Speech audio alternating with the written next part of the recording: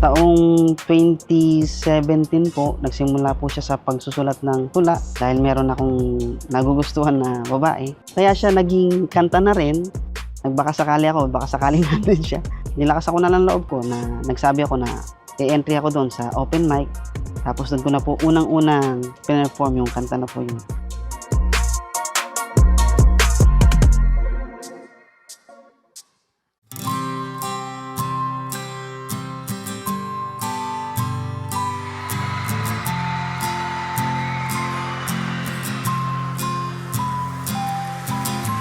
Natataranta na naman, ano ba ang aking gagawin? Nalilitot, hindi alam kung paano sasabihin ang nasa isip at nilalaman nitong damdamin. Ganito ba talaga kapag tunay ang pag-ibig? Teka, nandito na naman siya, yung magandang dalaga na aking nagustuhan mula pa ng unang pagkikita. Siya ay mabait pala noong aking nakasabay. Siya pa ang naunang bumati sa akin ng hi. Sa tuwing magkikita, ako'y kapag hindi ipinapakita ang lihim na nadarama. Lagi siyang nasa isip, naman ang panaginip. Sana'y pagdating ng araw ay mabago na ang lakad ng mundo ko na punong-puno ng pagkaliya. Nais ko sanang mag-chat at mangamusta, magsabing sa inyong bahay ako ay pupunta doon. Sasabihin sa iyo ang aking nadarama. Pag-uusapan natin ang tungkol lang sa atin. Ang saloobin ko para sa'yo ay aaminin. Nais ko sana na ikaw ay aking maligawan, kaso ang sarili ko ang lagi kong kalaban.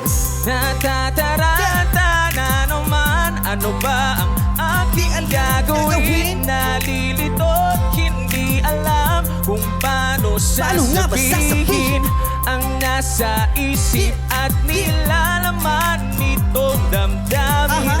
Ganito ba talaga kapag tunay ang pag-ibig? Nga ba, karami na ng mga nanliligaw sa iyo, pero sa aking imaginasyon ay kabilang ako.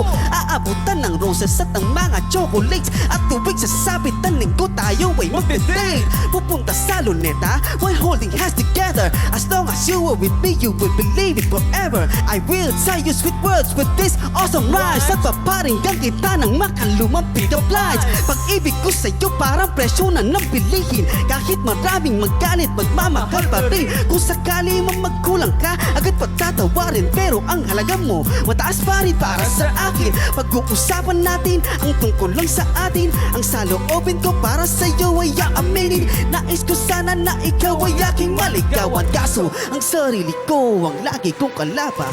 Ewan ko ba kung bakit lagi na lang nakikimi, di alam ang sasabihin.